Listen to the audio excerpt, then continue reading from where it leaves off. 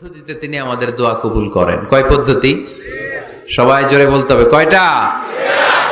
পদ্ধতি নাম্বার 1, আপনি যখন আল্লাহর কাছে কিছু চান, আল্লাহ বলেন দিব, ইয়েস দিব। তিনি বলেন দিব, তোমার দোয়া কবুল, আমি দিব বলেই তিনি দিয়ে দেন। আপনি পেয়ে খুশি হয়ে যান, আলহামদুলিল্লাহ পড়েন। দিব বলে দিয়ে দেয় সাথে সাথে, আপনি খুশি। পদ্ধতি নাম্বার 2, আপনি আল্লাহর কাছে কিছু চাইলেন, তখন আল্লাহ বলে দিব। আল্লাহ কি বলে? তিনি দিব না বলতে জানেন না, তিনি সবসময় কি বলে? দিব।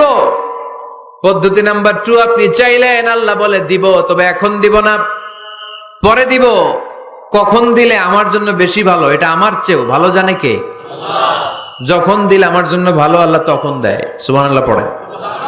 পদ্ধতি নাম্বার 3, আমরা চাইলাম, তখন আল্লাহ বলে দিব দিব দিব, না বলেন না তিনি, দিব, তবে এখনো দিব না, পরেও দিব না, এটা তোমার জন্য কিয়ামতের ময়দানে আমি রেখে দিব। যেদিন বিপদে পড়ে যাবা, যেদিন আকাশের সূর্যটা মাথার কাছে নেমে আসবে, সূর্যের প্রচন্ড প্রখর তাপে তোমার মাথার মগজগুলো গলে গলে ভাতের মাড়ের মতো কান দিয়ে আর নাক দিয়ে টপ টপ করে পড়বে।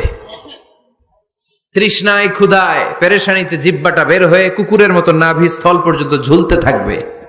পীর সাহেব মুরিদরে চিনবে না, মুরিদ পীর সাহেবরে চিনবে না, দলের নেতা কর্মী চিনবে না, দলের কর্মী নেতা চিনবে না,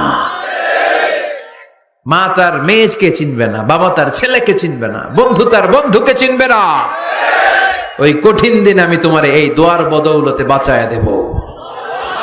আল্লাহু আকবার।